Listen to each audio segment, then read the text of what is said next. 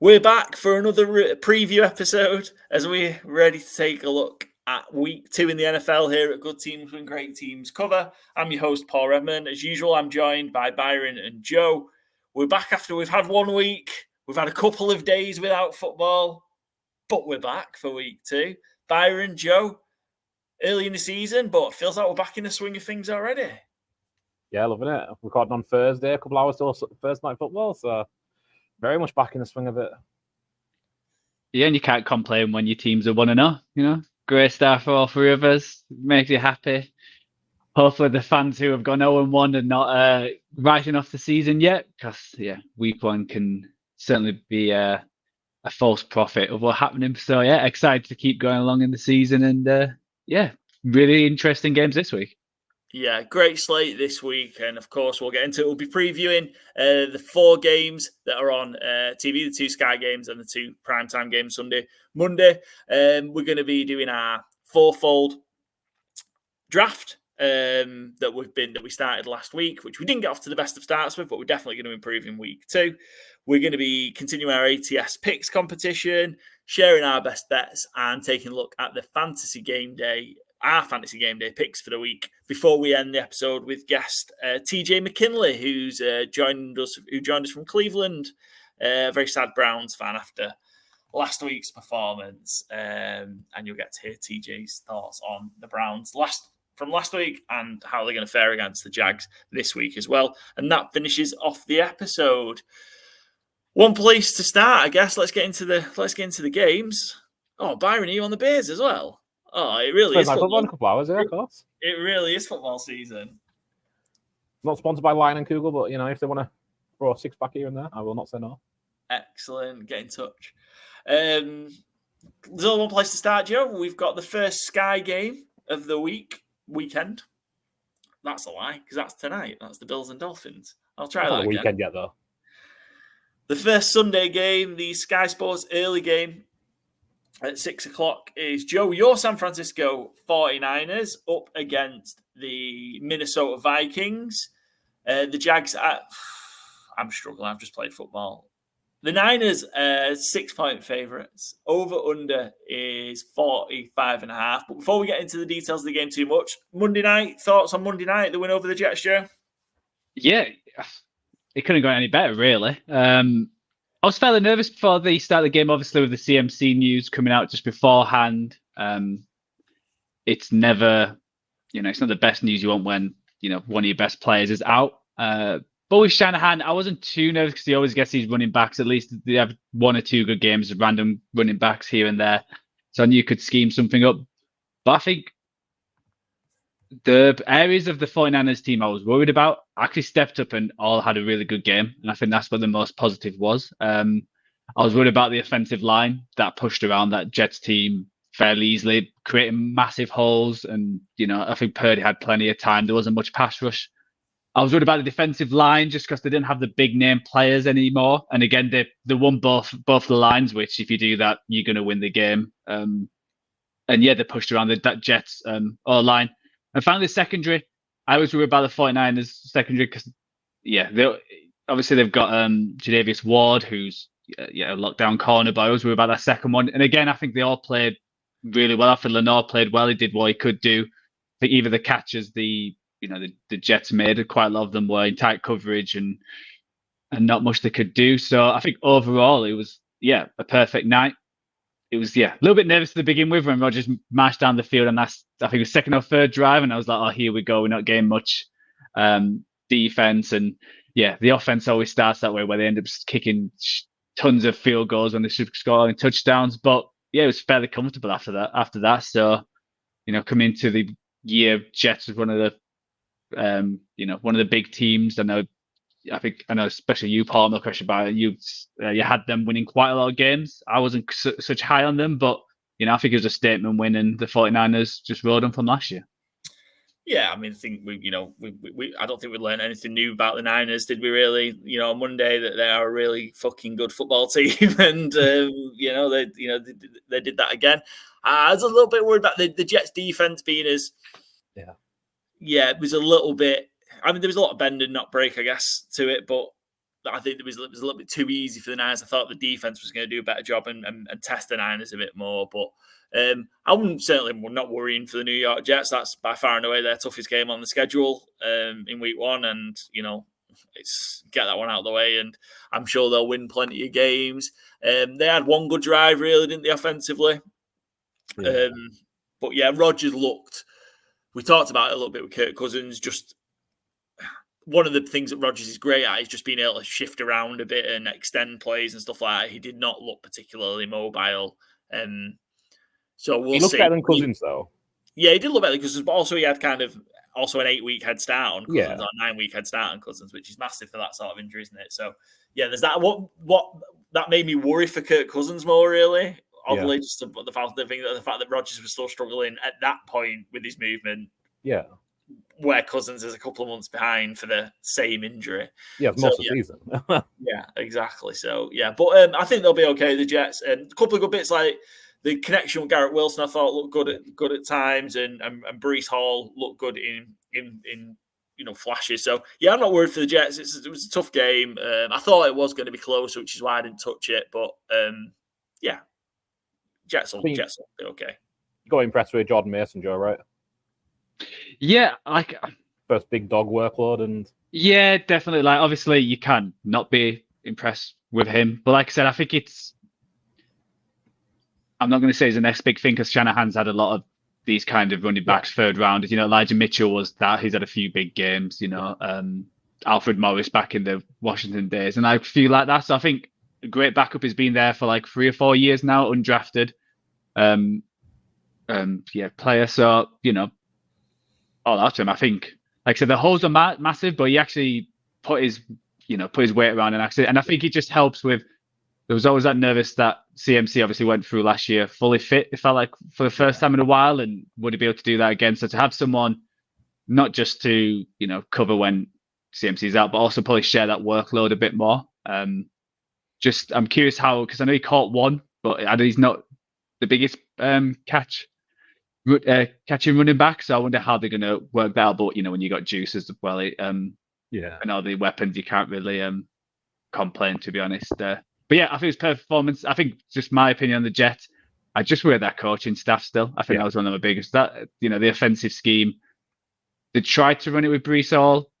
He had 1 or 2, but it was hitting brick walls non-stop, and they were just on 3rd and long constantly. And then when you've got Lazard as your biggest weapon, it felt like going into that second half. It's we'll see how they get on, and we'll move on to the game. I think it's a huge game for them this week. So when we come to it, I think it's it's massive. Let's talk about it. So it's Niners, 6-point favorites on the road at the Vikings, over under 45.5.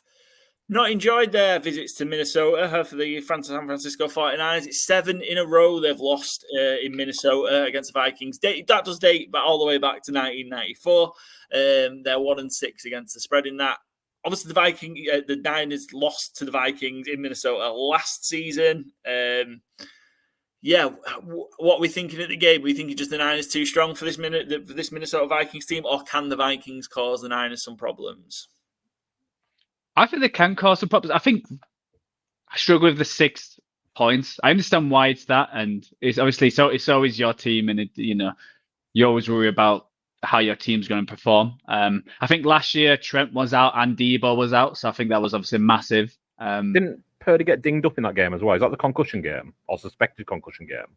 Possibly. It was the game where he looked frazzled the most. Of then the Ravens won it when they blitzed just non-stop. It was I can't think of the coach's name. Brian Flores. He just blitzed the hell out of Purdy. We'll see what they do this year. Curious, because obviously Shanahan will probably scheme me a little bit better this time, but will Brian Flores counteract that? Because I feel like they've got a better defense than last year. But I think if everything goes well, then the Niners should win.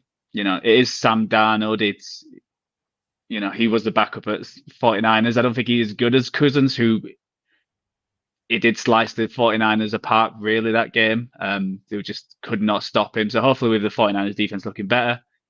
It was also the game where I think the 49ers was up just before halftime, and then Addison touchdown that could have been whether blitzed him, and I think that's where the trust in the defensive coordinator for the 49ers last year was lost a bit with Shanahan, because he did the huge blitz when they didn't need to, and it was just just out the reach, but it was a bit stupid. Let's just get to halftime. Why bother? So yeah, I think the 6 point is I think it could be closer than how they predict, just because the Vikings have still got Jefferson. Aaron Jones still is looking good. They've got a good offensive line. The defense got a little bit better, but I think the 49ers are a bit too strong at the end of it. Yeah, Niners have been good on the road as well. So the 5-0 ATS on the road in the last 5 games. So they've been obviously strong on the road as well. And Vikings typically have been weak at home. 2-8 against the spread in their last 10 at home. Joe, do you want to start us off with your bet?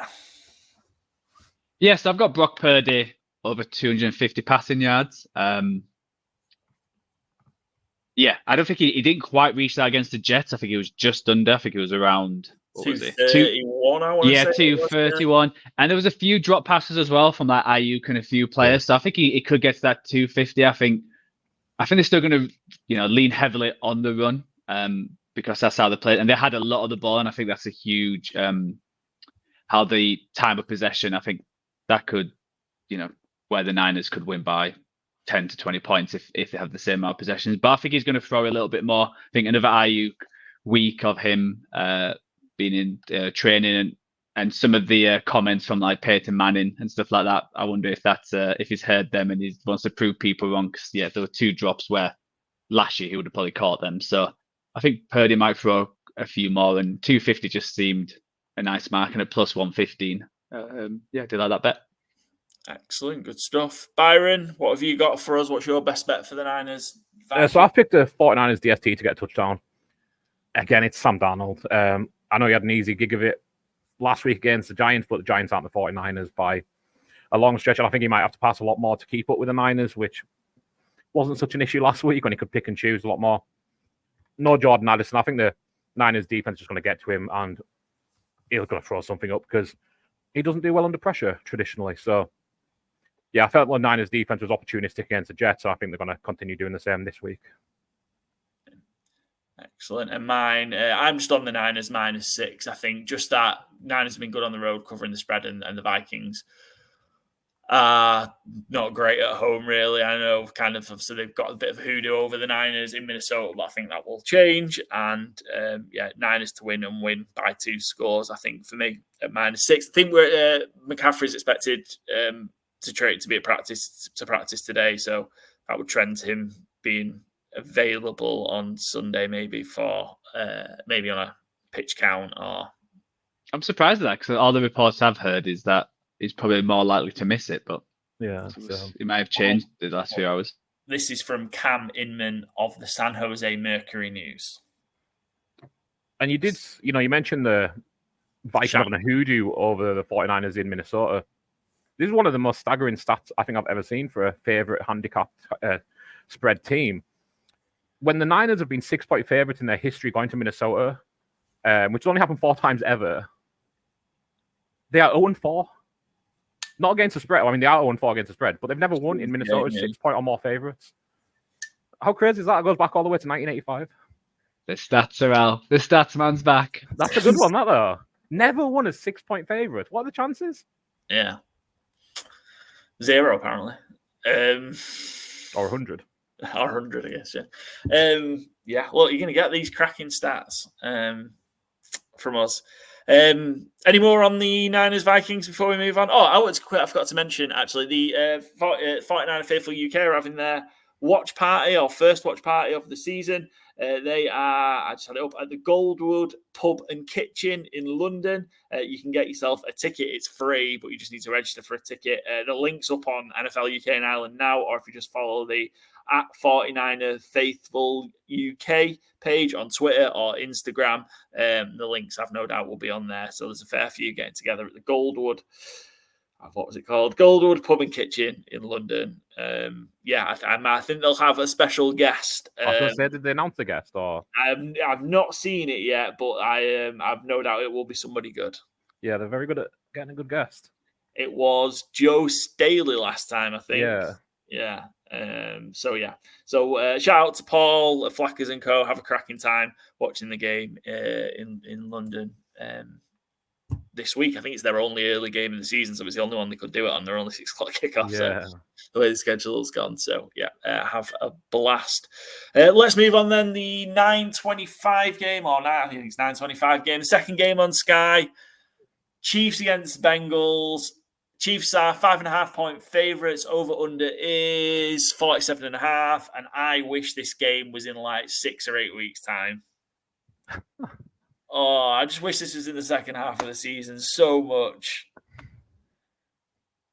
But you think the Bengals are just out of form? You think it'll be a bigger game then, or?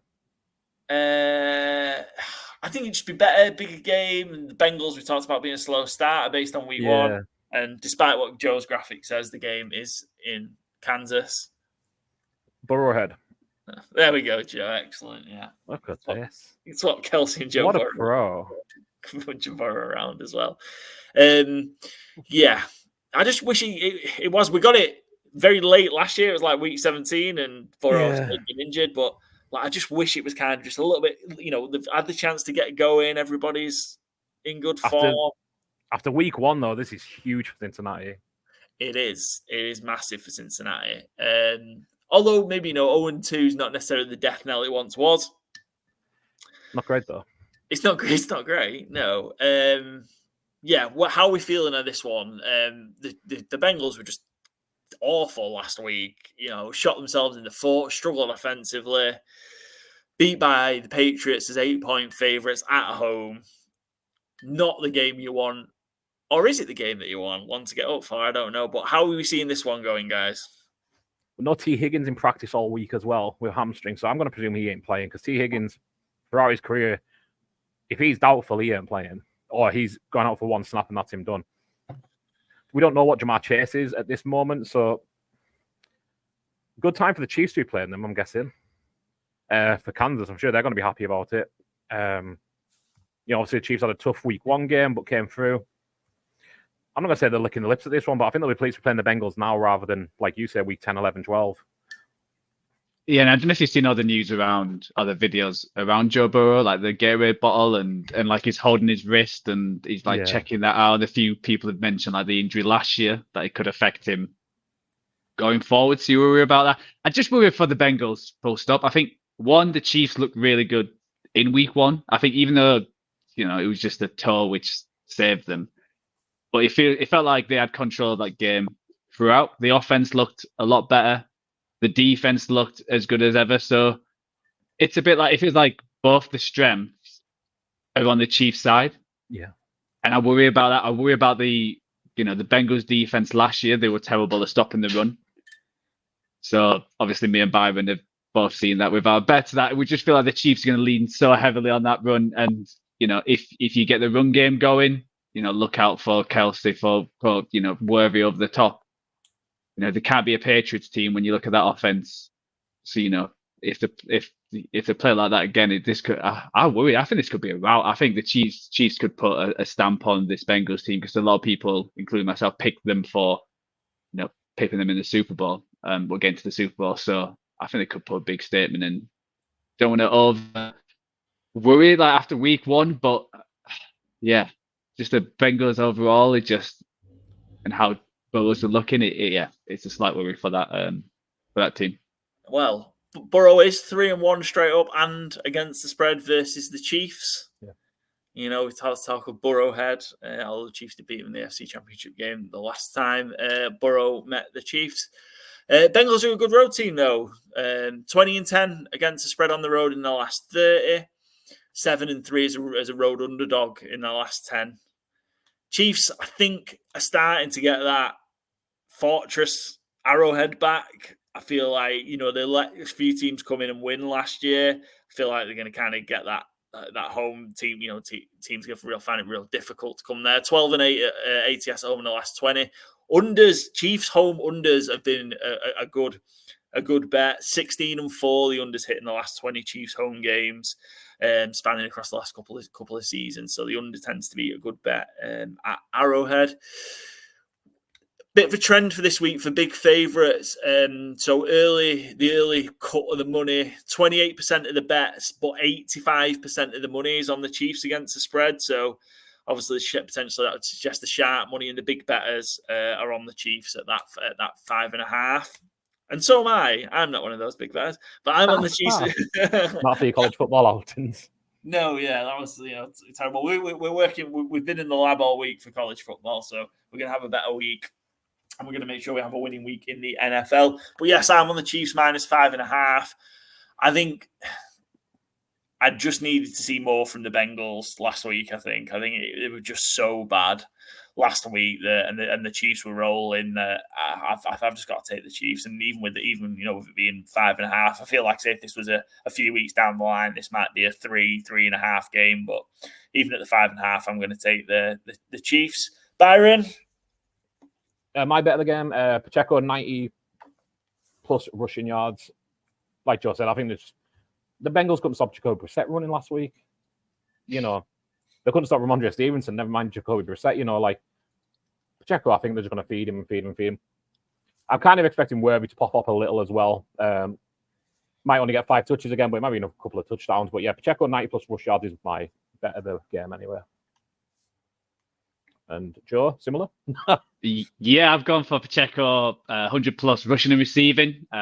It's a slightly less. I was tempted to look at 100 rushing yards as well. But with the rush receiving, it's plus 170. I think it's a bit more secure just because he's also one of the best pass catching backs as well. So I think they're gonna go. But so I do like that bet.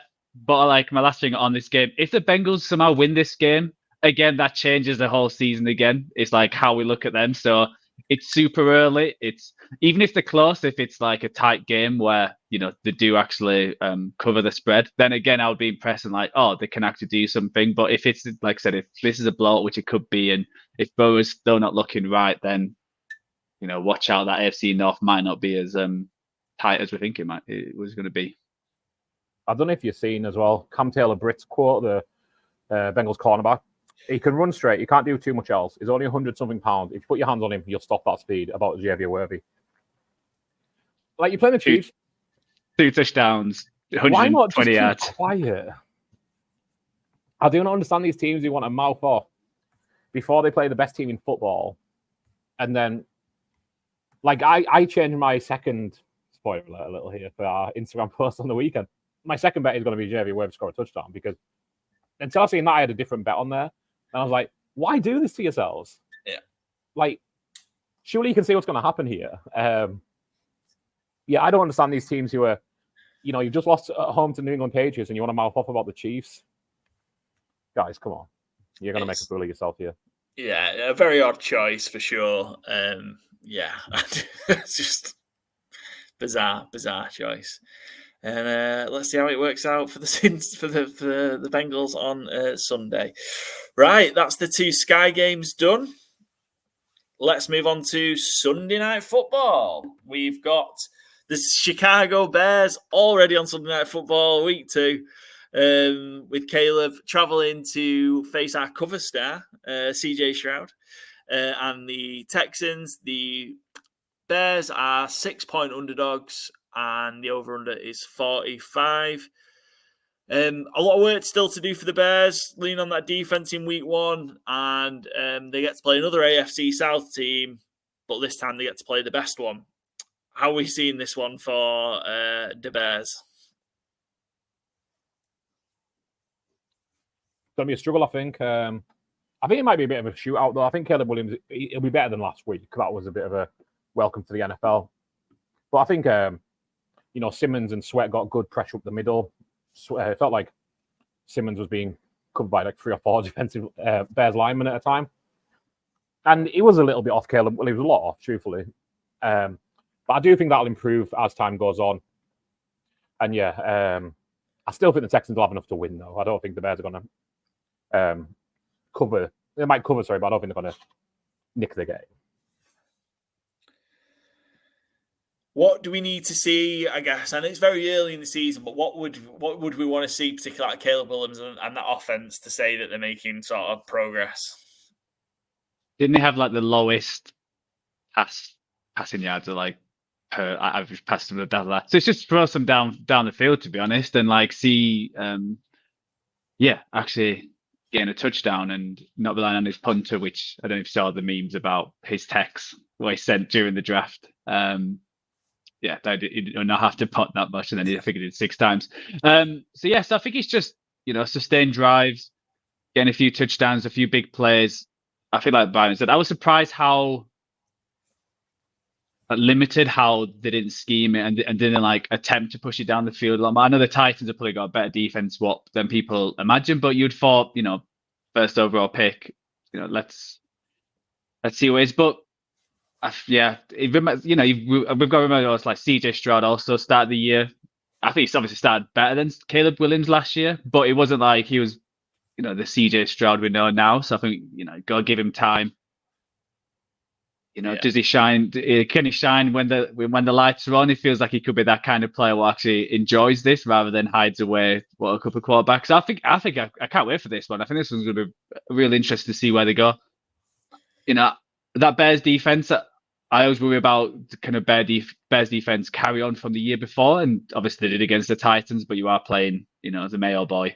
So can they do that with CJ Stroud? So I think it's a really interesting matchup, and you just think like 4 years ago, imagine saying, "Oh, week 2, Bears Texans, Sunday Night Football, exciting!" Everyone, this would be like a TNF week 7 or 8 just to get them out the way. So it certainly makes these two franchises so much more exciting and better to watch.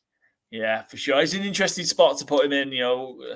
High pressure spot, I think, fully in a national audience. So we'll see. But I think, I would expect the Bears offense to be better, and they need to help out that defense a bit more, because that defense can't be, defense and special teams can't be scoring multiple touchdowns a game every week. So it's just not going to happen, is it? As good as that defense is. Let's chat just before a couple of. I've only got one stat for this one, or 2, sorry, I should say. So the Bears pretty poor as a road underdog, 7-13 against the spread in the last 20 as a road underdog. And again, this follows the trend of the big favourites, low proportion of bets, but big money. 20% of the bets on the Texans, but 91% of the money on the Texans against the spread. So, people, the I don't know, sucker money seems to be on the Bears with the 6, but the sharp money seems to be on the Texans with the -6. And again, I'm on the Texans -6. I just think they're going to have too much. Just too much. I think they'll certainly outlast the Bears. We saw Texans look good. They were probably one of the only teams that did look really, really good on offense last week in week 1. It was a struggle for a lot of teams offensively week 1. Yeah. A lot of talk of, actually is the players not, lack of preseason, snaps, a detriment to week 1. But the Texans actually looks pretty good offensively. In the main, Stroud got away with a couple of plays that would have been interceptions. But on the whole, they looked okay, and I think they'll just have too much for the Bears. Byron? I've just gone Keenan Allen anytime touchdown, plus 290, nearly 3-1. I think just too big of a price with no Roma Dunze. He was getting open-ish against the Titans. And I think, again, that connection's only going to improve week by week. 3-1 on a receiver who knows how to get open. I like it, so that's mine. Do you want me to give you some bad news, Byron? Roma Dunze's playing? Keenan Allen's not practiced the last 2 days as well. The same as Roma Dunze. It sounds like he'll probably play. But it's just strange that he's missed the last 2 days, so... Well, he looked like he rolled his ankle, didn't he, in the end zone on Sunday, and he was kind of looking out. Byron's just throwing his headset down and leaving now. Apparently, he's resting a sore heel. So, if he toe taps his way down the side, it should be fine. So, still. But I'll say my best. So I've gone for the Texans over 24.5 rushing attempts. I always do like these at the start of the season, because I think the market's always a lot lower than I expect them to be. I think the Texans are going to run the ball a lot. I think that's how you counteract what the Bears' strength is the pass rushing ability. So I think they're going to try. And when you look last year, they had 40 rushing attempts against the Colts defensive line, which I think is probably only just a little bit better than Bears, but it's similar. when you think of the Colts, probably the weakness is the back end, but they still ran for 40 times with Mixon running 30 times himself, which I know Paul's really happy about. So I think the Texans, are going to run the ball quite a lot, and I think Joe Mixon could get over that rushing attempts on his own. So I do like it -110. I think that's printing money. I think it'd have to be crazy. I say Mixon 30 carries last week. I'm not expecting him to get 30 carries every week, but in between, I think that's a great option, Joe. Yeah, and also with the type of offense, they'll do a lot of wide receivers doing these runs as well, so that they all count up similar to how the Shanahan and all that kind of offenses are like. They'll get plenty of them to top that up to get over it. Excellent, good stuff. Right, Monday Night Football, our last primetime game of the week. It's the Eagles hosting the Falcons. The Eagles are 6.5-point favourites. Over under is 47. Similar questions, I guess. Really, the Atlanta Falcons' offense looked really bad last week. Cousins looked like he was struggling, and that offensive line couldn't do anything to stop mainly TJ Watt for the Steelers. But going against an Eagles team who share some of those same strengths. What are we thinking here for Monday Night Football? Joe, let's go to you first. Falcons is probably that team similar to the Bengals, where I don't want to overreact to week one, but I'm really worried about them. I don't want to do it, but I am. Yeah, it's one of the things where it's like, try and tell myself every year, don't overreact. It's week one. You look at probably last year, there was some crazy results and like overreactions. But that offensive line was supposed to be one of their strengths, and like you said, he got dominated. And it's not like the Steelers' defense has suddenly come from nowhere, and it was like, oh wow, this defense is not bad. That's their main strength. They should have planned for that. They've got these weapons, but they're still not. Still not making it work, and I think that's the most disappointing thing. Obviously, things can change, but you look at against the Steelers, the best pass catcher was Ray McLeod, and it's Ray McLeod's getting the most yards. You're starting to worry, and then Drake London only got 2 for 15. Kyle Pitts 3 for 26. I might give up on Kyle Pitts. I keep putting bets on him, and I don't know. No offense, Byron, but I just keep is he ever going to be that guy? Obviously got a touchdown, but again, that was on a broken play. It didn't seem like they had many schemed up offense to get these yards. And you're playing against an Eagles team who I think you could still, I'm still curious what that defense is going to be. The Packers got plenty of yards on them. Obviously being in Brazil with that pitch, who knows what it's like. But again, it feels like a team where the offense should be the strength and the defense is still, catching up. It'll probably get better throughout the year, but it's not, it's not the best of the minute. And you're playing the Eagles team who I think are going to dominate them. And you're playing in Philadelphia. Yeah, I just worry for the Falcons. And going 0-2 is that where, the Penix Jr. chat starts creeping in, because Kirk Cousins didn't look great last week. And if he has another week like that, and you're 2-0, 0-2, and you look at other teams in the division who have started off well, I do worry for the Falcons in this game. Yeah, I mean, it's a real rough game, and it doesn't get any easier for the Falcons after to play the Chiefs next week on Sunday Night Football. So realistically, potentially going to be 0-3. I think it's been that one last week was huge for them. I think they need to get off to a good start. Yeah. I'm worried for him. Kirk Cousins just did not look like he could. We talked about he could drive the ball. I know movement's not necessarily Kirk Cousins is, asset, but she just looked struggled, and he looked a bit gun shy as well. So it's the only game of his career that he hasn't had a play action pass. Yeah. He can't move. Quite telling, and I'm not sure a week how much that's going to improve from a week. And we mentioned, he tore his Achilles in week 9, I think it was. I think it's just going to be a real struggle for them, and the Eagles are going to harass them. And if he's going to sit in that pocket again, I think the Eagles might just take them apart. Couple of key stats for this one. The under has hit in the last 6 meetings between the Falcons and Eagles. 6 straight unders. Eagles are strong at home, just in general, but especially against Falcons. They're 8-1-1 against the spread in their last 10 at home versus the Falcons. Obviously goes back quite the way. Falcons terrible on the road. 2-8 straight up and 2-8 against the spread in their last 10 road games. And the Eagles home games overs have been pretty profitable. Overs 9-1 in the last 10 Eagles home games, including 6 in a row. And you were right, Byron. Yes, it seems like the sharp money is on the Eagles. Again, 24% of the bets, but 90% of the money is on the Eagles minus the 6.5. And I'm going to following the sharp money again. Something you maybe have more than you tell us. Inland revenue needs to come around, maybe. Well, trying to catch up after last week. Yeah. Please gamble responsibly. Don't chase your losses. Yeah.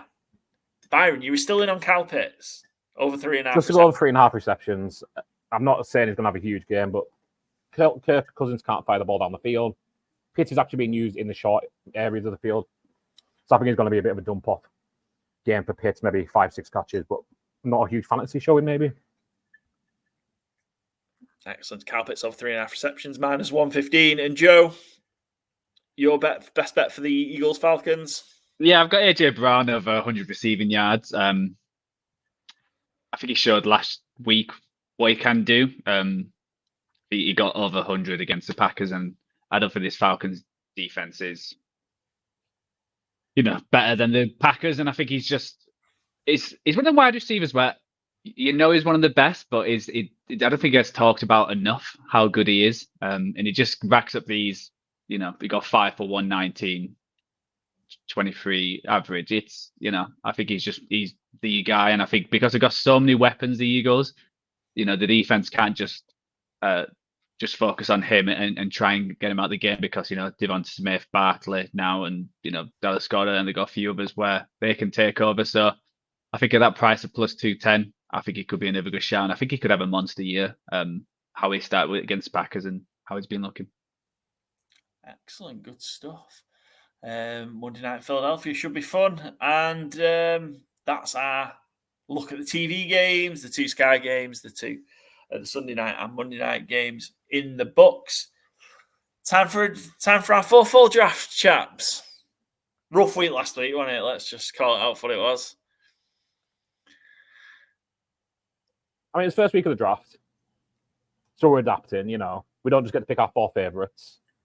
Well, we don't pick our 4 favorites any week. We get a favorite, an underdog, and over and under. But you have to amend a little bit in terms of what you want to pick. So yeah, sure. So just a reminder, with a slight change to our FourFold challenge. We're doing a draft version. So me, Byron, and Joe take it in turns. To pick our games for the week. Joe's just amending the draft order. Pick records as well. Yeah, pick each week, and we'll cycle through and create a FourFold with 1 favourite, 1 underdog, 1 over, 1 under from the week. You'll hear guest TJ McKinley's picks later on in the episode as he closes us out. But the order this week, it's Byron, Joe, then me. Is that how we're doing it? Yeah, Byron, Joe, then me. Yeah, you were first last week, so yeah. Come to the back. Off to the back I go, yeah. So Byron, you're going to kick us off. Yeah, unlike you, with all the sharp money follows, I struggled for favourites this week, but I'm going to go Chargers minus 6.5 because the Panthers are that bad. I don't have a huge amount of analysis, I must say. Chargers looked pretty good last week. They came in and done Jim Harbaugh things, but the Panthers don't look like an NFL franchise. So, yeah, pretty short and sweet, but that's kind of where I'm at. I think that's good enough. Chargers 6.5 point favourites on the road against the Panthers. I believe our friend Keg, the Panthers magpie, is going to be there. I saw on his phone. I think he travelled out yesterday. He's off to LSU, South Carolina, and then Panthers. Hopefully the college game goes well. Yeah, hopefully the college game goes well. Hopefully, I don't think the NFL one will. Keg, hopefully you have a great time. I think it's his honeymoon, so I hope you're both having a fantastic time, and hopefully the game goes well for you. Yeah, hopefully better than I expect, because last week was really, really bad. Yeah, last week was real bad. Tough one to come off the back of. Joe, Oh, so one favourite's gone down. You know what I'm going to do? I'm going to take the Chiefs against the Bengals. I just think they're going to destroy Sharp the money's Bengals. on them. Yeah, exactly. Get the shark money. Take away from Paul with all that, with all his dollars on there. So yeah, I'm going to go the Chiefs minus 5.5 at home against the Bengals. Yeah, we talked about that game. I think that's a fair pick where we are. I think that's a great shout. I'm gonna take one where I think I'm on it with some sucker money. I'm gonna take the Thursday night football game. I'm gonna take the Bills plus 2.5 as my underdog. I don't understand it. I just don't know why the Bills are 2.5 point underdogs here. But Joe Public's on it, and that worries me. Very much worries The Sharks me. are not.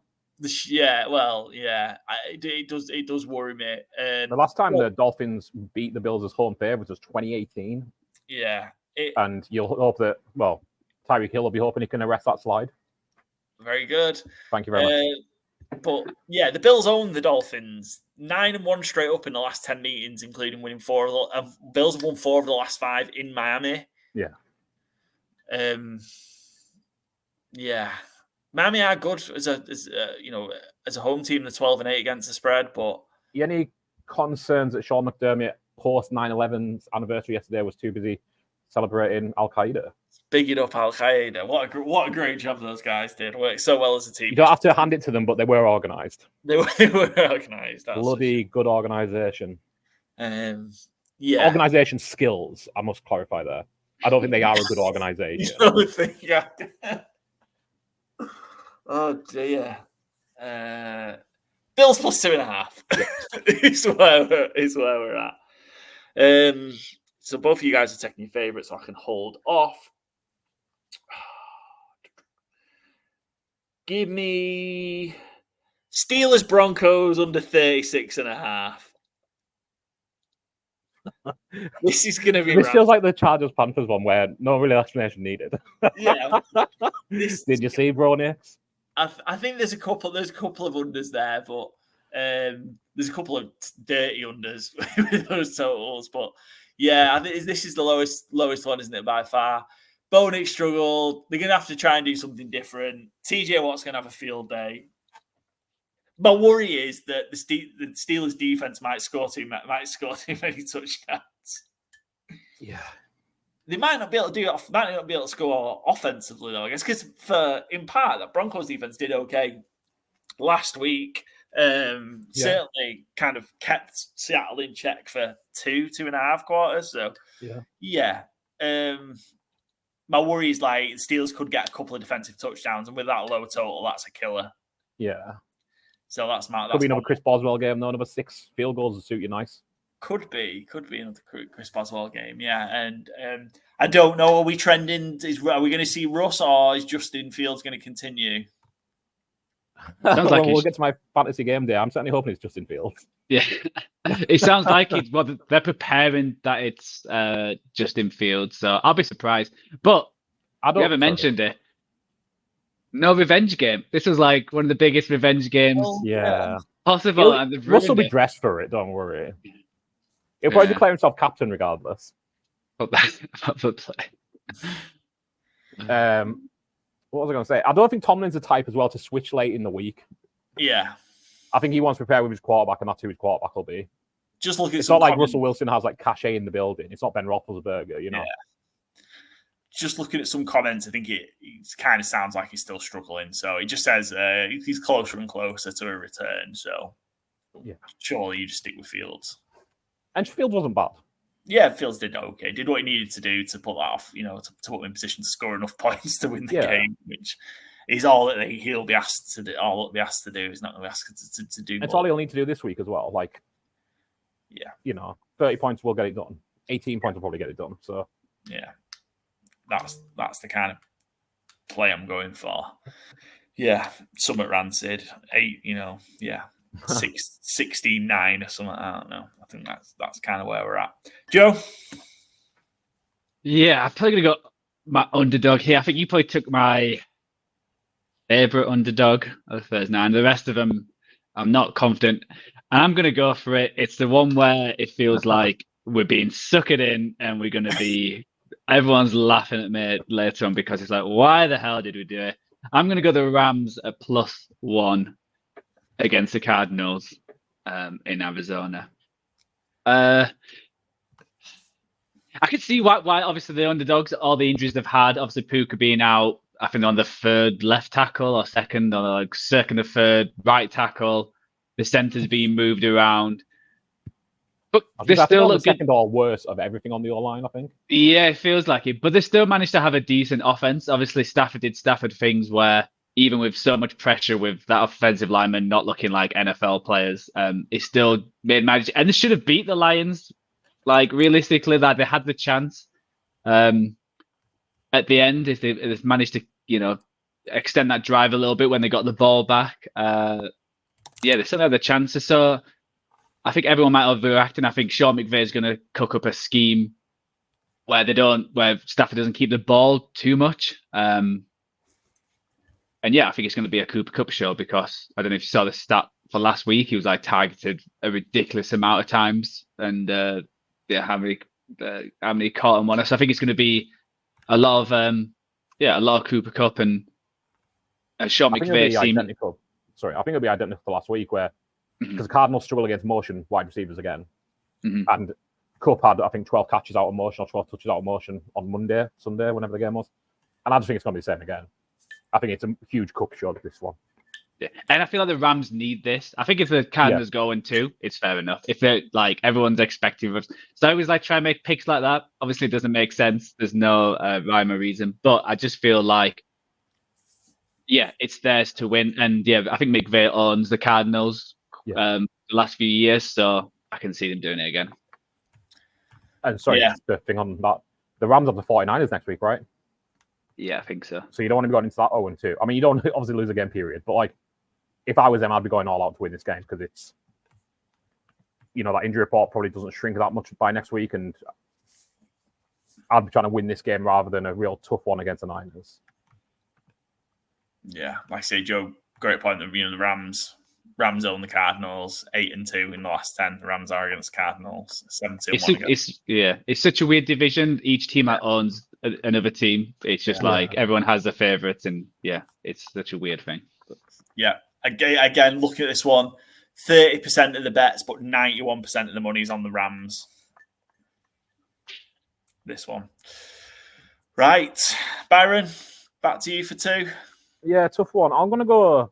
Giants Commanders under 44, despite hating both defenses. I think both offenses might be a bit sluggish as well.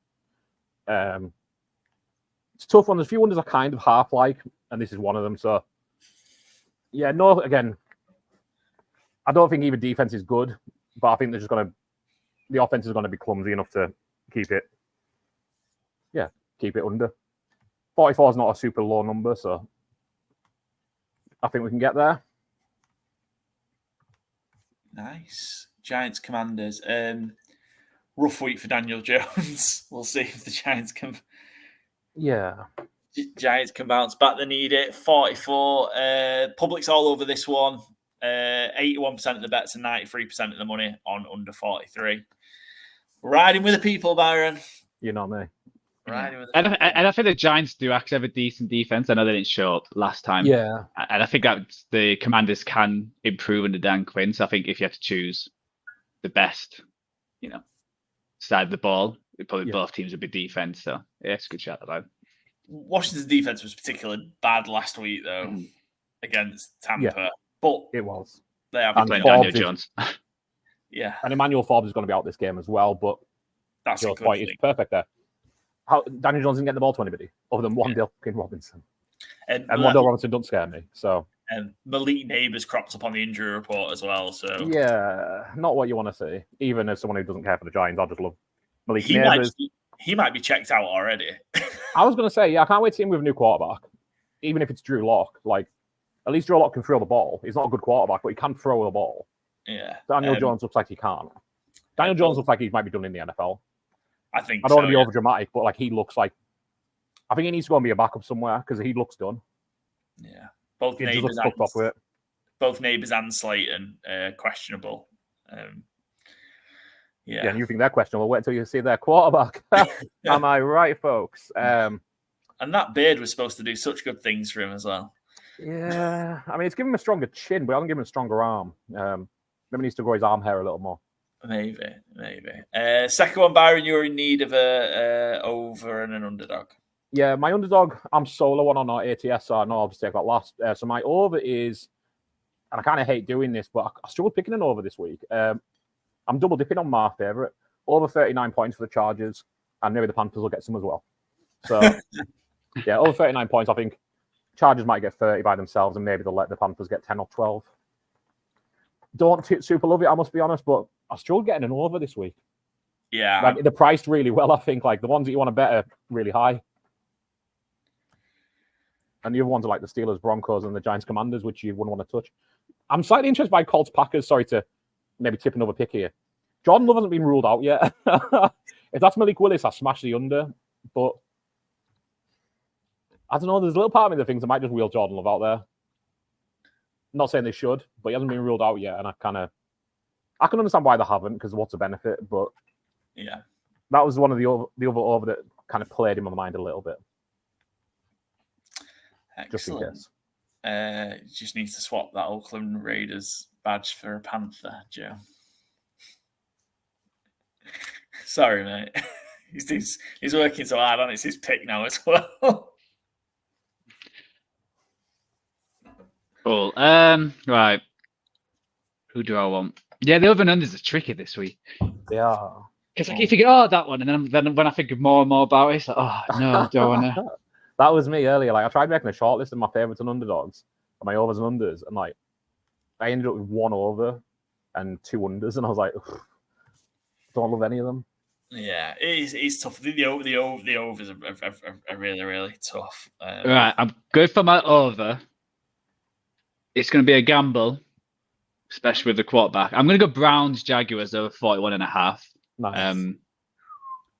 I just think both teams could get around 20. The Browns defense obviously was a bit of a disappointment. And, we know the stats, what they were like away from home. And I think the Jags offense actually did well against the Dolphins, other than, fumbling at the goal line, which probably cost them the game. And I think that defense could get got. So, yeah, I'm going to go for that. And being 41.5, you just need a team to get, both teams around 20. I can see it easily being like a 24-20 kind of game. So yeah, Browns defense scoring a lot of touchdowns, is it, Joe? Yeah. Yeah, obviously. Trevor likes to fumble a lot, so you never know. Yeah. Do you know where this game's been played? It's in it's in Trevor. I've renamed the thing, haven't I? Yeah, it's not Everbank Stadium this week. It's Trevor Bank. I mean, if that's not a game going over, what is? Excellent. Good stuff, Joe. So you're left with your under to find. I need to find an over and a favourite. I'm going to go over, I think. It doesn't really matter, does it? Because you're both out anyway. You've got two in a row. Yeah. What are you waiting for? Getting used to this new format. Doesn't really matter then. I will take Eagles Falcons as my over. I mentioned it before. Eagles home games tend to hit the over 9 out of the last 10. Over 47. And then my favourite choices. I will take the San Francisco 49ers. 49ers first ever win in Minnesota when they're favoured by 6 or more. Yeah. I'll take the Niners -6. Yeah, I just think they'll be far too much for the Vikings. Yeah, I stupidly picked 2 games we talked about there, Joe. I could have helped you out a little bit and picked 2 games we haven't talked about. help the conversation go a little bit. So I do apologise. No worries. Paulo's helping me out. Do you want me to throw in my fun fact here? Yeah. While we wait. Let me just check that it's right. Check that I have the date right, sorry. So, Joe, you picked the trap game we're calling the Rams Cardinals. The last time the Cardinals beat the Rams as favourites, the LA Rams, do you know what was number one in the UK? Emphasis on LA Rams.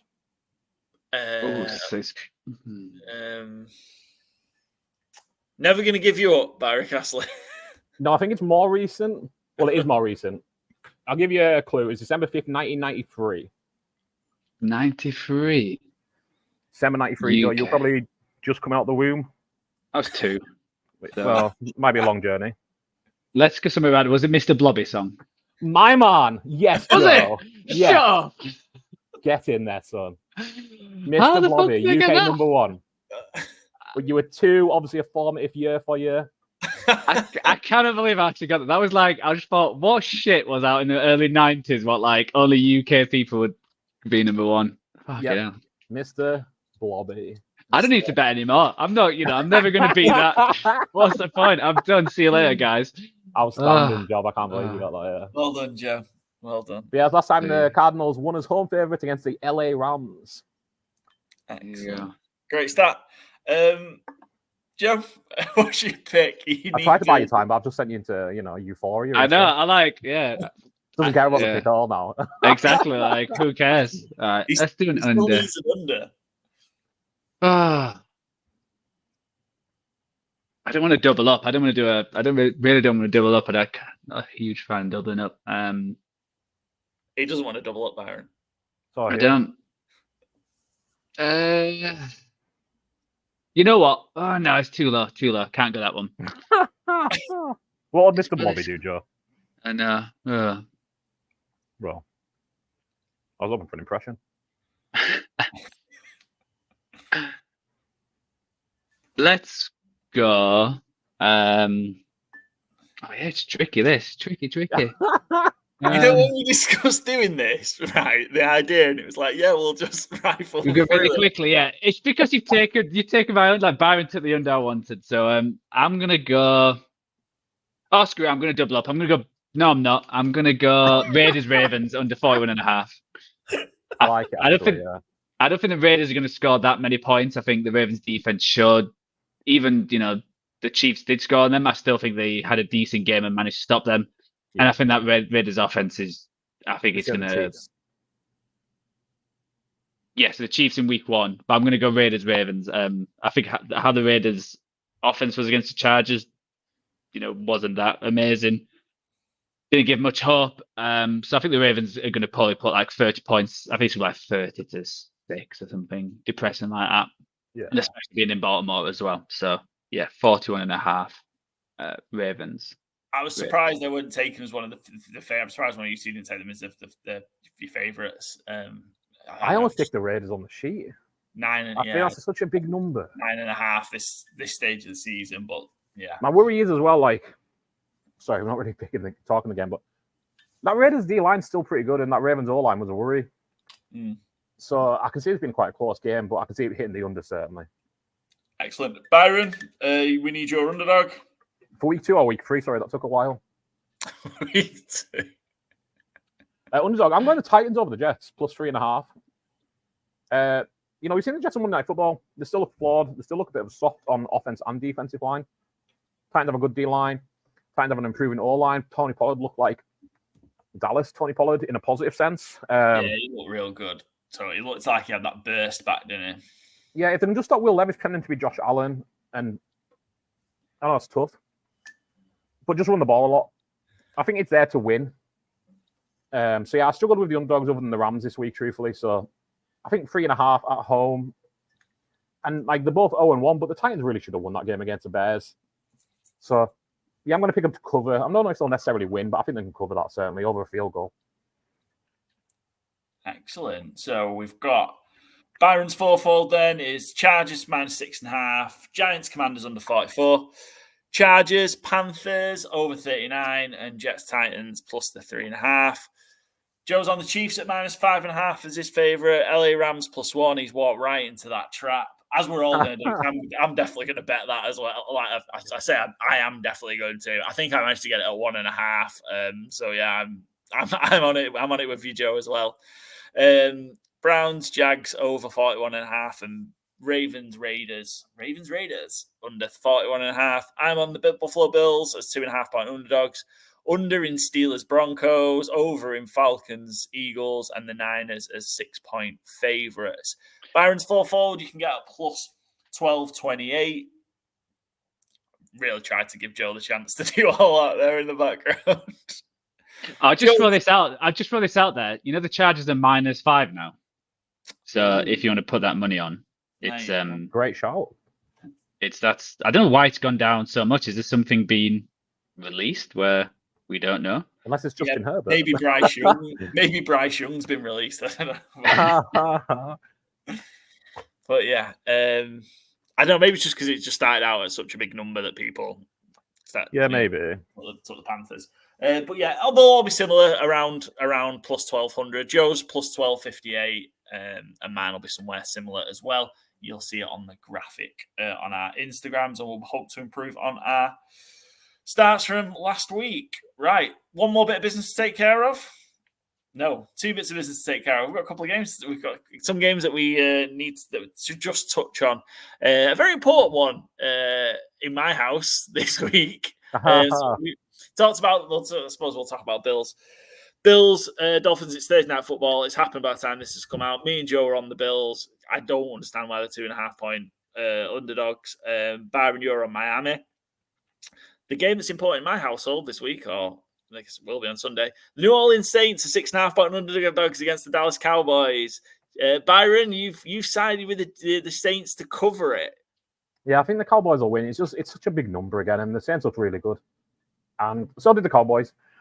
But I just think it might be a closer game than 6.5 points. I do think the Cowboys will probably win, but I struggle with these big numbers earlier in the season. I think it's easy to kind of overreact. I'm not sure why. If the Saints had looked mediocre last week, I'd 6.5, no problem. But the defense looked really good, and the offense looked so much improved from last year. I know they were playing the Panthers, so it's hard to take it too much. But I just think 6.5 is a lot. And I think this is just one of those no matter kind of where the Cowboys are, this is one of those Cowboys home games where they just like beat up on mediocre opposition. I think the Saints will be okay, and I think the Saints will actually have an okay season, probably finish with a winning record. And yes, they did look much better. But, against the Panthers. Yeah, and I can't get away from that. So shout out, obviously my household, obviously my missus is a Saints fan. Shout out to the Saints City and me guys, obviously who will be watching it, I'm sure as well. But I just think this is one where the Cowboys just run over, mid teams, and I think that's where it's going to be. Bucks, Lions, Joe, you're the odd man out. You're on the Bucks plus 7. Well, I think that's gone up. I think it's plus 7.5 now. It is, yeah. I know there's been some injuries on the Tampa Bay defense where they're looking a bit short. I just think they give the Lions a game. I think they were one of the teams who impressed me in week 1. Again, I know they were playing the Commanders, but I think how Baker played and, the Lions, defensive backs, I know they've improved, but they're still young players and they're going against like wily veterans like Mike Evans and Godwin, and I think they can get at them. I think the Rams showed that. I think they can keep it close. I think just the worry is the Tampa Bay losing a few players, and can the Detroit get together and have it for the full game. But I think at plus 7, I think that's just a huge number. So I went with the Buccaneers. I think the Lions will win, but it could be by like 6. Well, the Bucks pushed them in that divisional round playoff game in January, didn't they? I think they won. The Lions won by 8 in the end, but yeah, they were there. They're all the way through the Bucks, so could be a repeat. I just think once the Lions struggled at times, didn't they, against the Rams? Once they got going, they looked good, and I just think it might be good Baker week 1, bad Baker week 2. And just, the defense injuries, particularly secondary, might be a problem. And the Lions can exploit that. Byron, your odd one out. Packers, Colts. Packers are 3-point underdogs at home. Obviously, I'm assuming that Jordan Love isn't playing, given what we found out after the game. So, obviously, it wouldn't be -3 Colts if Love was definitely playing. So, is that the hope that Malik Willis isn't going to be that bad, or? It's more like a trust in LaFleur, really. I don't think Malik Willis is going to do much, and I think it will be Malik Willis. I'm just saying. I mentioned Jordan Love earlier just because if he, I didn't even bet it as an over. It was just kind of a thought. It's just, I think Green Bay are a good team. They made Jalen Hurts look pretty bad last week for the most part. Anthony Richardson is very hot and cold. I think they'll want to keep it, a lot of groundwork this week. Jaden Reed, Josh Jacobs. And I just think 3 points is a lot on your home opener against a team that I don't think the Colts are great. I think they're okay. I think they're exciting. But I don't think they're a really good football team. And I think Matt LaFleur is a really good coach. As is Shane, I do like Shane Steichen as well. I'm not going to make out he isn't, but I think the Packers are a better overall team. I think they have the advantage at head coach, even if it's not a big one. And Malik Willis obviously hurt it, but they're not 3 points underdog if Jordan Love's starting. So, I just think it's worth a bet on coaching, a little bit on defense, because that Colts back end is not great, but Malik Willis isn't going to take advantage of it, I don't think. I just think it's going to be a tight game, and I wouldn't be stunned to see the Packers pull it out. But again, I think to certainly stay within a field goal wouldn't be crazy. Not one I'm super confident on. I don't think I'll be betting the line as it stands. Excellent. You've already obviously took the Titans as your underdog. We just mentioned that. Niners were all on. We're all on the Seattle Seahawks, and I'm regretting it. I went back and forth. I should have just left it as the Patriots. I think the Patriots are going to. I don't know why I didn't take it. It was stupid because I had it in as the Patriots. I flipped it. I think the Patriots might win this game. Wouldn't be their biggest upset of the season. It wouldn't be, no. That defense, Bengals were real bad, but that defense was good last week. They've got a lot of talent on the defense. And I think that they'll give Seattle more problems than the Denver defense did, and the Denver defense gives them a lot of problems. Yeah, the Seahawks line has really got me worried for how much confidence I'd got into the season on Seattle. They looked really bad against Denver, obviously. Kenneth Walker wasn't practicing yesterday. I haven't seen the reports on today. I think Zach Charbonnet is a fine fill-in, but I think Kenneth Walker's he's one of my tips for OPOY. So, obviously, that's how highly I think of him. And if you take Walker out and that O-line's an issue, I don't think it's crazy. I picked Seattle, but I don't think it's crazy for New England to certainly cover here. And I don't think, like I said, it wouldn't be the biggest upset of New England season if they won the game. They've already done a 8.5, 9 point last week. I'm surprised this one didn't get taken in the FourFold Draft. The under only 11% in the bets, but 65% in the money on the under. It's a real low total. It's under 38. But I think that's that was going to be the one I was going to pick. It just I'd hate going for under 38 just because purely touchdowns and it's gone. But I think that's how New England are going to win games, right? Just mess them up, mess the games up.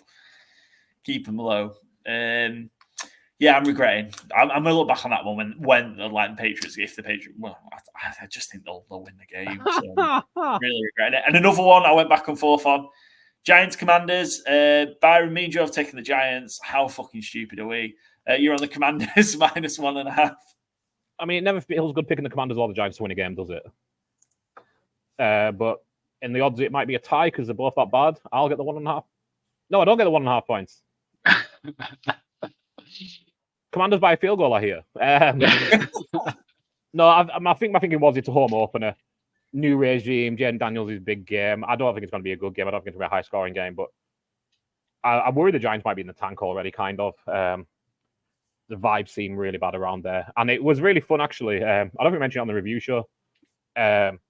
Just the stuff with... I forget his first name, Mara, the owner of the Giants, all the stuff in Hard Knocks about I'm not going to sleep well if Saquon goes to the Eagles and then Saquon puts up a hat-trick in the opening game. It was very funny to laugh at the Giants.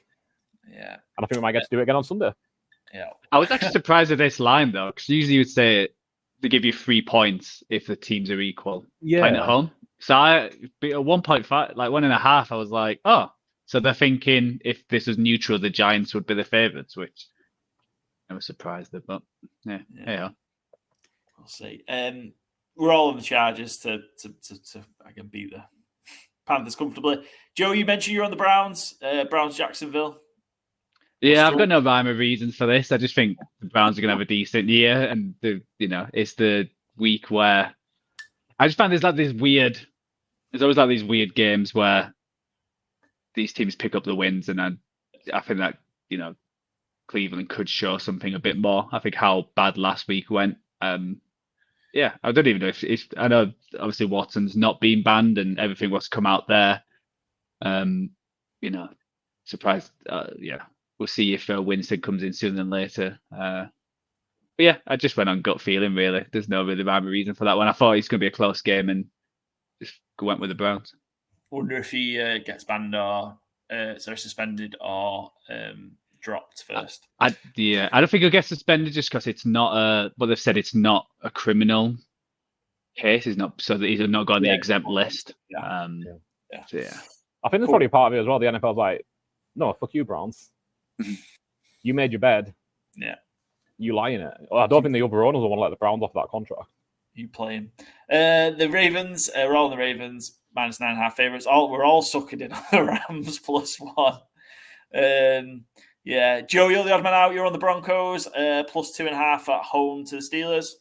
Yeah, I think this is going to be a bit of a close game again. I think the Denver defense is going to keep the Steelers in check because I don't think that offense is that good. So I think it's going to be a close game and could be like 1 or 2 points in it. So I just went with the home team, Denver, to sneak out a victory. Again, it feels like one of them games like how the Broncos got their record last year. They win these kind of games at home, low scoring one. So I've just gone with the Broncos. Yeah, that's quite the Steelers thing to do. Like win this one where they're expected, not lose this one they're expected to win, and then they'll go win 4 or 5 games that maybe we're expecting them not to win. So yeah, Yep. You're probably right. We're all on the Chiefs -5.5.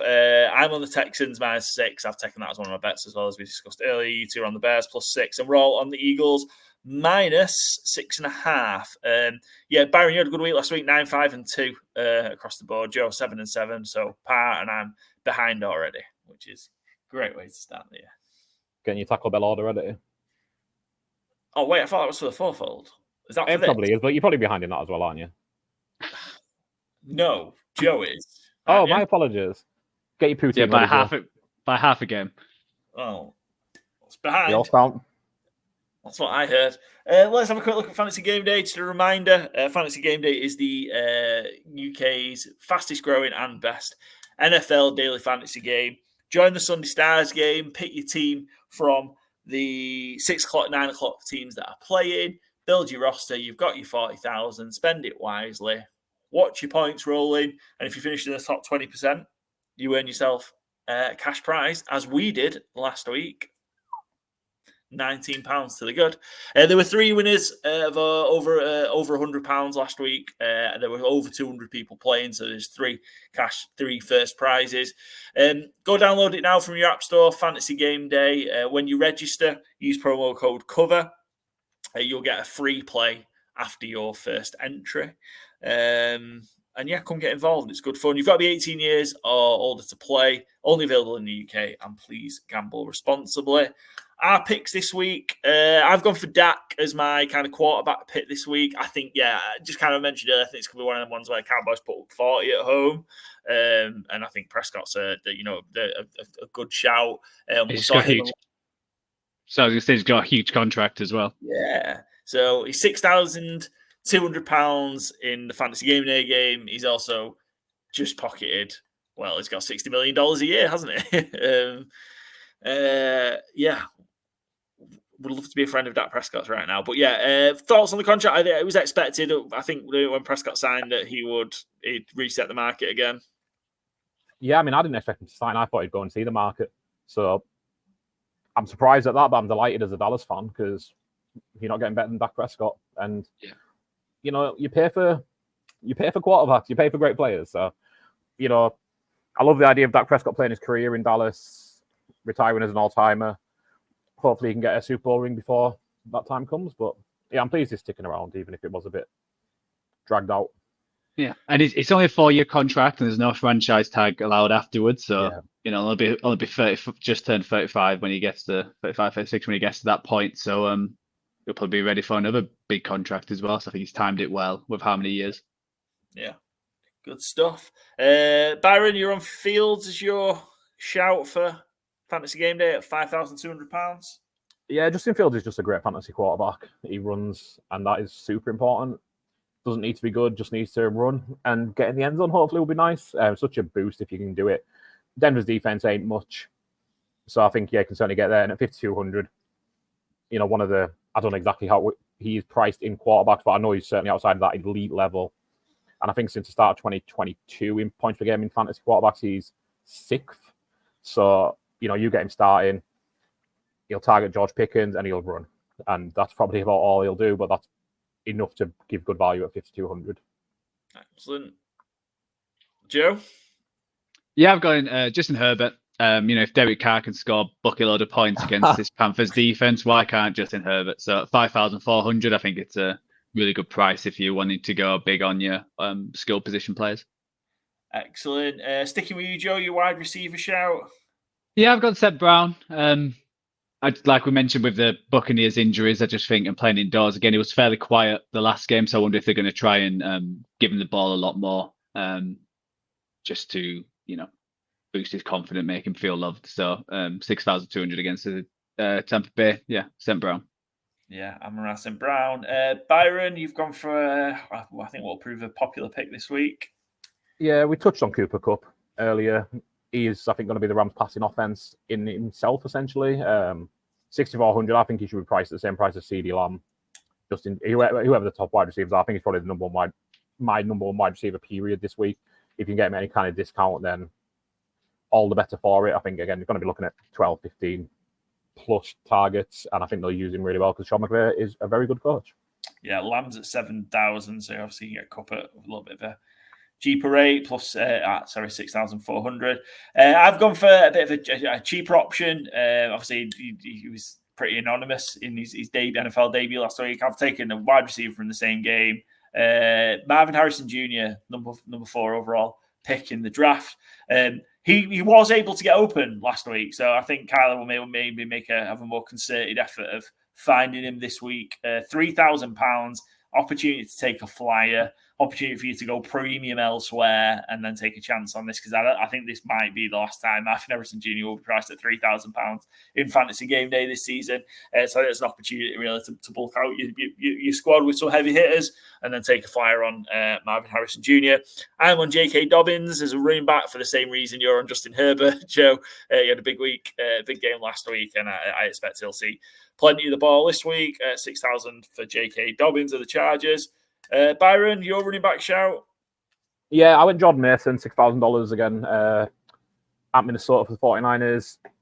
This is one where, again, me and Joe, not being in the UK, we don't get to see the prices. I was hoping it's going to be a bit cheaper, I must say, because, I mean, the good thing and the bad thing about Fantasy Game Day is they're more reactive to prices than like DraftKings, who release earlier in the week. But, it's great because you get the most recent pricing, which is really good. But Mason's more of a discount on DraftKings because the pricing was put in when CMC was expected to be playing. Now he's expected to be out and he's priced appropriately. So I still think Jordan Mason is going to be the workhorse back there. I still think that's a good price. I was hoping to be a bit cheaper, I must say. I think he's still going to be a workhorse on a really good team, though. So excellent. Joe finishes off. Yeah, we've talked enough about him this episode. Pacheco at 6,200. I think, just going to have a huge game against the Bengals. Excellent, good stuff. So go download, take part in Fantasy Game Day now. Use promo code COVER when you register for the first time. Once you deposit and submit first lineup, the guys will then credit you with your account with an extra lineup, so you can use that the same week or hold on to it the week after, whatever you want to do, up to you. But take advantage of the offer. 2 plays for the price of 1 in essence. So use promo code COVER on Fantasy Game Day. Now, gents, that's us done.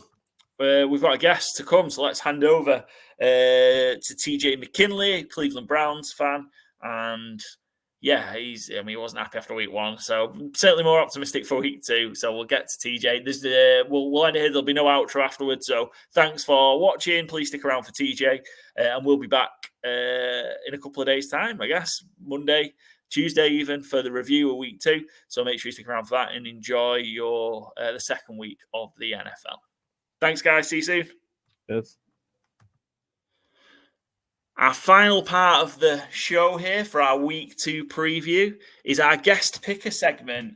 Each week, a guest comes and joins us, talks to us about their team, and also takes part in our FourFold challenge. This week, we've got a guest joining us from across the pond. We've got TJ McKinley, Cleveland Browns fan, joining us, representing with his fine hoodie. TJ, welcome to Good Teams Win Great Teams cover. It's great to have you on. And I've got a lot of questions about the Cleveland Browns, so I'm glad we've got you this week. Thanks for having me on, Paul. I can't wait to get started. Good stuff. Well, TJ, tell us kind of what you've got going on at the minute before we do start talking about the Browns and what's going on week 2. You are, I guess, relatively new to the podcast world. I've seen you've just started doing some bits, doing some things. So kind of tell us where we can find you and what you've got coming up. Well, for everybody watching, my name is TJ McKinley. As you can see, I have a Zero Chill podcast, TJ McKinley Sports Podcast that I'm working on. I done made 2 or 3 videos on YouTube. You can find me you find me TJ McKinley Podcast or TJ McKinley on YouTube. I'm on TikTok. You can find me at TJ McKinley. I'm on LinkedIn, Twitter, all that good stuff. So, yeah, make sure you follow me, subscribe, like, comment, retweet, all that good stuff on all my social medias. Excellent. What a great name, the Zero Chill Podcast. I love it. It's great branding as well. Good stuff. Let's get into it because there certainly isn't zero chill going on with the Cleveland Browns at the minute. Sunday against the Cowboys was a bit of a disaster. We heard the boos in the stadium by halftime with kind of what was going on with the offense. What was your take on how Cleveland got on against the Cowboys on Sunday, TJ?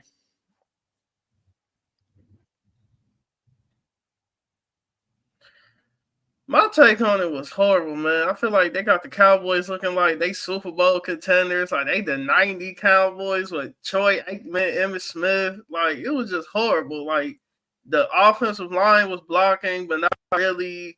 I believe we really need Nick Chubb back down offense to carry the load. Defense, we had the number 1 ranked defense last year. But this year, I feel like I believe the Browns on defense feel like we could take a step back now. Now that we got Deshaun Watson back and we got signed some free agents, but now I feel like Myles Garrett don't feel like they got to ball out like they did last year because now the offense can't even get 20 points on the board. You got like the top 5 offense in the league. And you can't get 20 points on the board. It's just horrible. Like Dak and them was just throwing deep balls.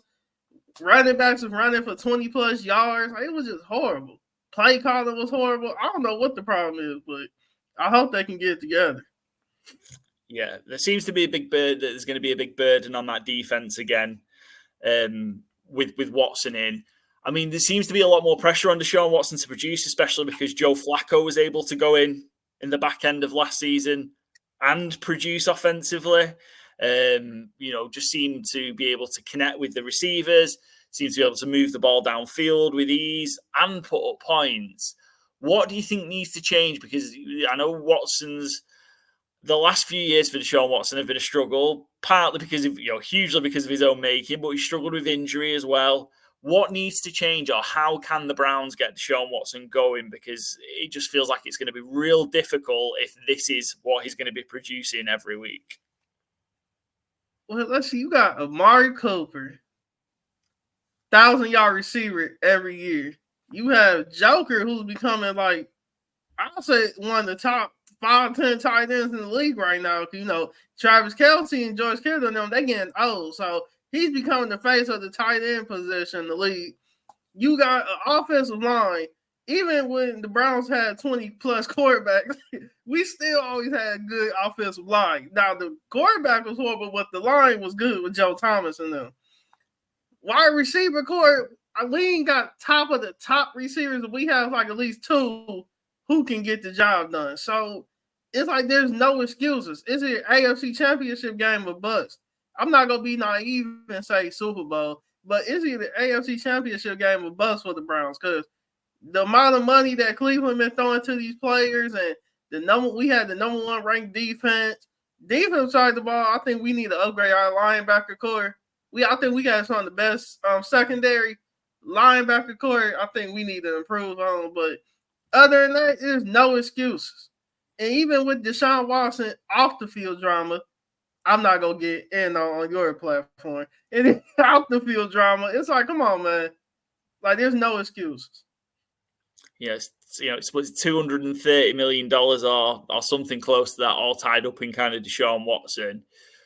Do you think this kind of Stefanski is going to be under pressure to change? There's Jameis Winston, particular favourite of ours here, sat on the bench there, who surely will be able to deliver more than Watson is. How long a leash has Watson got, or do you think they're just going to stick with him regardless?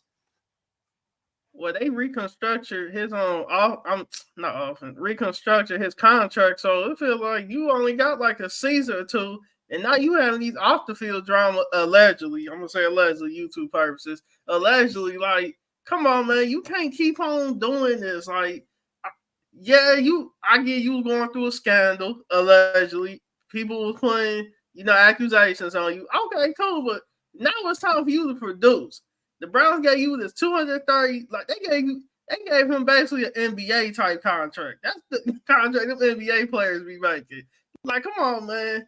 Like, there's just no excuses. Like, it's either championship or bust. Period.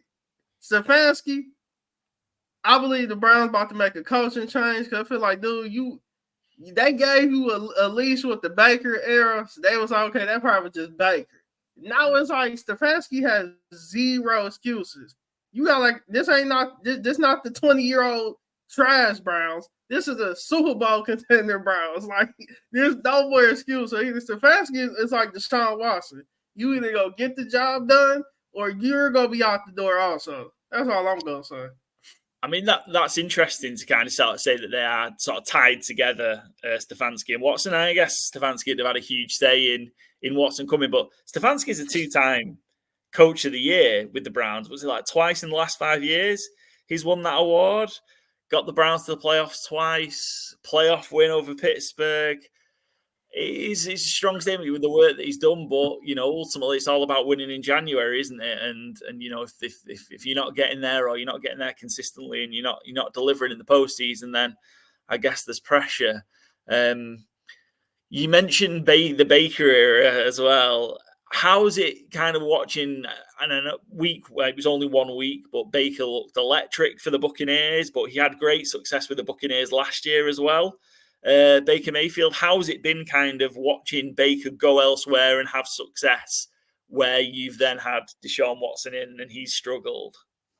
To be honest with you, I was never a Baker fan, so don't make me know that Baker's always overrated me. And the stuff we ain't gonna get into what he was doing in college, but Baker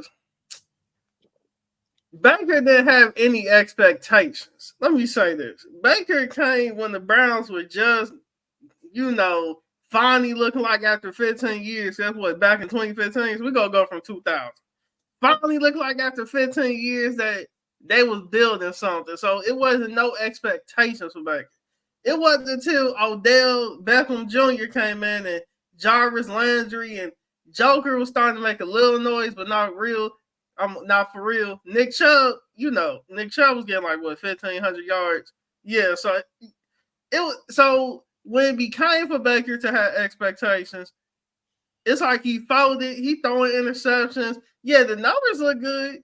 That's because we was running a West Coast offense. It was run, pass on third and short. It wasn't like you was really out there Peyton Manning, you was throwing the ball 20 yards. No, Baker had a West Coast style offense. Deshaun, his era, it's more like a spread offense where he can run the ball and he has to throw the ball. There's no let me just hand it to Nick Chubb every play. That was the Baker era. The Deshaun Watson era, he has to throw the ball, especially with the money that they done gave him. But yeah, I think that's the difference between the Deshaun Watson era and the Baker era. Deshaun has expectations he has to follow. Baker was more of a rebuilding team that was becoming a contender. Yeah, that's fair. Like I say, different times for sure. And how's the feeling in Cleveland then? After it's only week 1 at the end of the day, things can change. But how was sort of the feeling in Cleveland? Because there was a lot of expectation. Cleveland were favourites against the Cowboys as well on Sunday. They were 2.5-point favourites. I'm a Cowboys fan. I was expecting a very, very tough game against Cleveland in week 1. I picked the Browns to win as well. I didn't expect Dallas to go in there and win. What is the kind of the feeling in Cleveland kind of after that disappointing performance in week 1? I mean, it's week one. I'm not one of them Browns fans that's about to come on here and be, oh, no. I'm not about to do all that. It's a case of it's week one. Deshaun got his alleged problems and accusations. It's just week one, man. I'm not about to come on here and get all amped up. Now, if this was week 10 and we were competing for the playoff, different story. But it's week one, so we got the Jaguars coming up, so we gonna see. It's just week one. Well, let's turn our attention towards week 2 then. And you mentioned there the Browns do have the Jaguars. They're traveling to Jacksonville on the road. Jacksonville coming off a walk-off loss to the Dolphins, where they were in control for much of that game. The Jaguars are 3-point favourites in this one. How are you feeling about going on the road to Jacksonville then? A tough game. The Jaguars look good for 3 quarters against the Dolphins in week 1. I believe before we get into the Browns game, let me sidetrack Miami. I don't know if Tua. I'm a sidetrack this game. I don't know if Tua is the right quarterback for the Miami Dolphins because your slowest receiver is running a 4-4 flat. You have literally the top offense in the league. Miami put all their money into the offense. Yeah, they paid Jalen Ramsey and them. They put all their stock into the offense. You have Tyreek Hill, 4-2 cheetah, and you only what was the score? 20-17. That is horrible.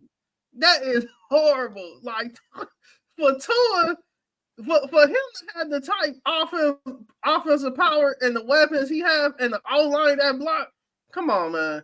Like even the running back running like a 4-3 or something. Like come on, man. Like it's a team full of speedsters, and y'all can only put up 20 points against the Jaguars. So imagine when we get to the playoffs and y'all playing a team like Kansas City or Baltimore. Yeah, y'all might put up points on them, but are y'all gonna be able to stop Mahomes? Are y'all gonna be able to stop Lamar Jackson? Like even if y'all play my Browns, our defense, I think we can shut down after the second half. I mean, coming off first half, the Dolphins offense, once we tire them out. But that's all I'm going to say. It's just like, what do you feel, Paul, about Miami? It was surprising. I think certainly in week 1, the game against the Jaguars, we were expecting it to be one of those games where Miami come out really quick, put up a lot of points offensively, and it's one of them games where everybody starts raving about how good the Dolphins are, and potentially that there might be a bit of a force in the AFC. But this might be a bit of a change in the way Miami go about things a little bit, I think, as well. Mike McDaniel is obviously he's been heralded as a very this offensive guru and genius around kind of the way he uses a lot of motion, the way he schemes his players open, and he's without doubt a fantastic offensive coach. But he's had 2 years now where he's learned that does not help you out come December and January. And we saw kind of how they fell apart down the stretch last year when it looked like the division was in their hands, that they were just outmanned in Kansas in the playoff, where they never had a prayer in that game. So I wonder if there's just a little bit of a different approach coming from Miami to try and toughen them up a bit and play a slightly different style of football that maybe sacrifices some of the explosiveness that we've seen early in the season from them to try and get that bit of toughness later in the season to grind out games. So I'm interested in seeing how they go, because that's certainly an approach I think they need to take to be competitive later in the season, and if they're going to be a force in the playoffs. But still, I think a really, really good football team, and certainly one that can turn it on offensively. You mentioned the speedsters there. They've got speed absolutely everywhere, and we know in this league speed kills, and they've got an awful lot of it. Yeah, but I'm gonna go back to your question, Paul. I don't feel like I don't want you to feel like I'm avoiding it. The Jaguars and Browns matchup. I don't know. I don't know if Deshaun Watson gonna be playing tonight. There's a lot of speculations going around. Whatever. Even Jameis Winston, I believe Jameis gonna come in post-surgery, eye surgery. A lot of people know he had eye surgery. Post-eye surgery, Jameis Winston, he's going to be a force. I think that's why the Browns brought him in, to be like a backup option in case Deshaun Watson start having troubles. That's just in my opinion. But yeah, Jameis Winston, the Browns. Yeah, I believe this gonna be a close game. I feel like the Browns. See, this is what happens when in the offseason, you know how teams start signing a bunch of big name free agents. So now all the players that was first string become second string. You know, it's all about, you know how they do. Yeah, so I think the Browns trying to figure out who can play what in what coverage and who could be on the field at what time. But I think we go win. I say 23-20. It's gonna be a defensive game. That's what I call it. 23-20 to a close one. Yeah, I think it will be a tight game. I'm with you as well. Like I said, I was impressed with Jacksonville, to be fair, through certainly 3 quarters against Miami, and then they just kind of changed what they were doing throughout the fourth quarter. They really, really tried to hold on instead of kind of putting the Dolphins away. And ETN had that kind of, he looked like he was walking in for the touchdown to kill it off until he fumbled it in the end zone. But yeah, I don't know, Jacksonville surprised me week 1. I think their home opener, it's going to be a tough game for the Browns. But I'd love to see Jameis play. I think it might be a bit too early for them to change from Watson now. But I'm a big, big fan, and we talk about it a lot on our show around. I just love Jameis Winston. He's just a fantastic character. And you know, wherever he's got to play, over at Tampa or at the Saints, I just love seeing him play, because chaos happens and anything can happen when Jameis is in the game, good or bad. And that when that story broke that you mentioned around, he shared that basically he'd played his majority of his college time and the NFL without the full use of his sight. Like, he's had vision problems, which explained a lot of those interceptions, to be fair, especially the 30-30 here at Tampa. That explained a lot, to be fair. But I'd be real interested to see what he could do in this offense with players like Njoku and Amari Cooper. So yeah, I hope it does happen, because we're a big fan of Jameis. But yeah, I think maybe this week might be a bit too soon, but should be a good game. And one, I think, kind of, because the Browns do have a couple of more friendlier games coming up on the schedule. They've got the Giants, they've got the Raiders, they've got the Commanders. So if they do go 0-2 here and lose the game, it's not the end of the world. They've got the opportunity to kind of get a few wins on the board, I think, in those next 3 games. But if they can get a win here, we could be heading into week 5 or week 6 saying they're kind of 4-1 or 3-2, and actually everything's okay again. So it won't be the end of the world. Let's talk about the rest of the card, because we're going to get your FourFold challenge, TJ.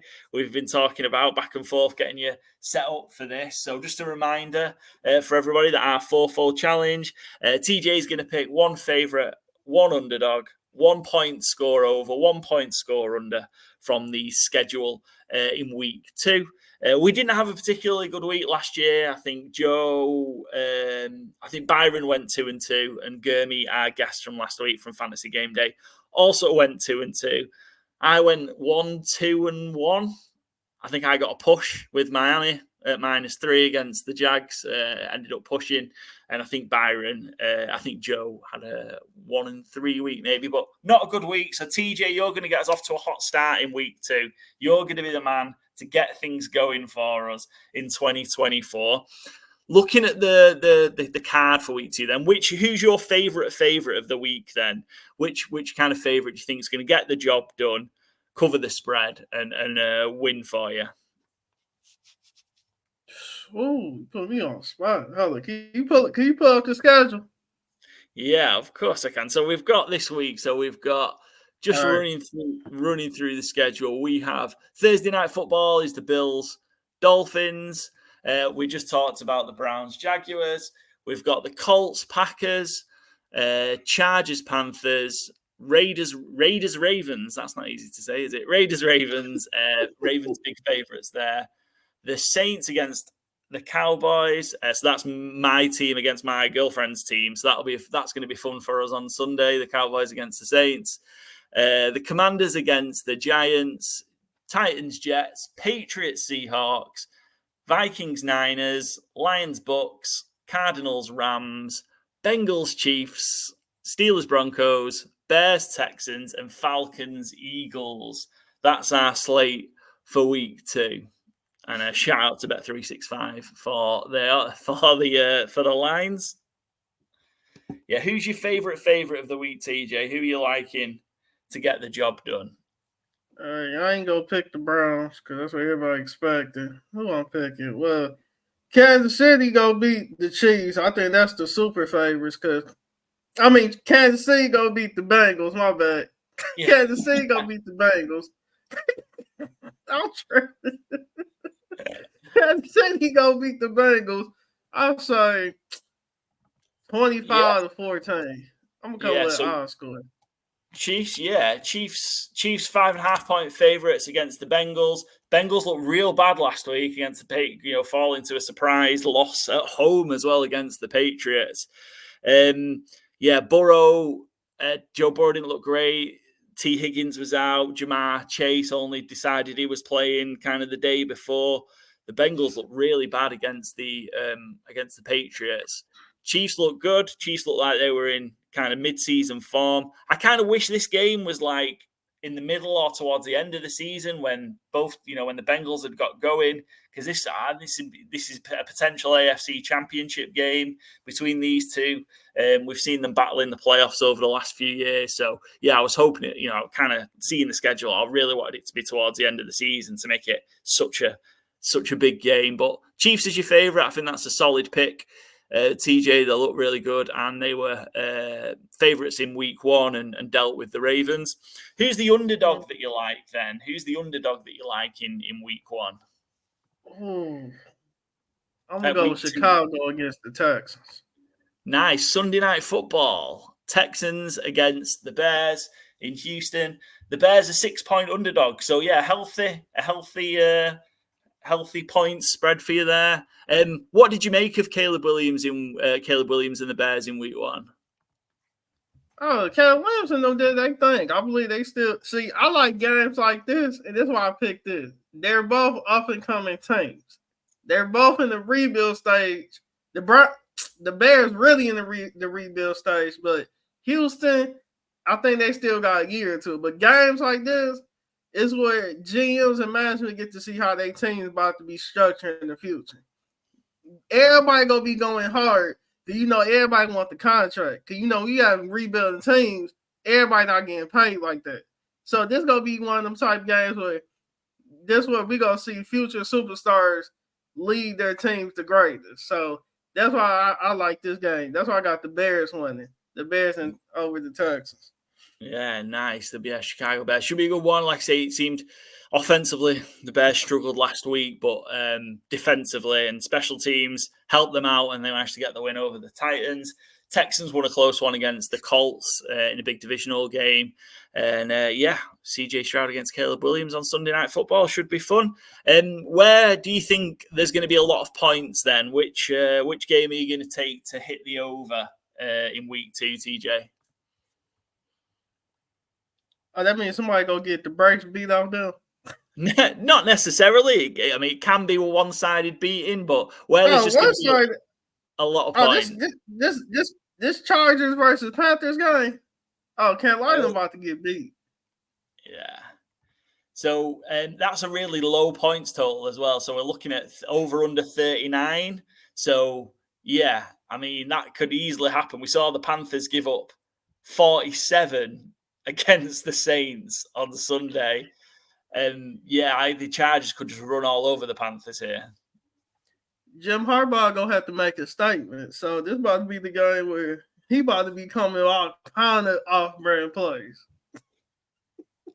It was an interesting game. Chargers against the Rays in week 1. Harbaugh got them fighting we saw towards the end of that game. He got that was more fight the Chargers had shown in at any point over the last kind of 4 or 5 years. So yeah, interesting. So Chargers, Panthers, that could just be all the Chargers scoring those points as well. So the way the Panthers went in week 1, it was rough for Bryce Young and co.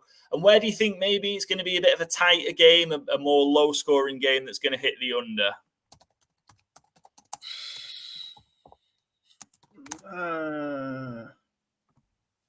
I don't know why, but I feel like this let me not sound stupid. I believe this Packers and Colts game gonna be low scoring. I don't know why. I just feel they got okay, good defenses.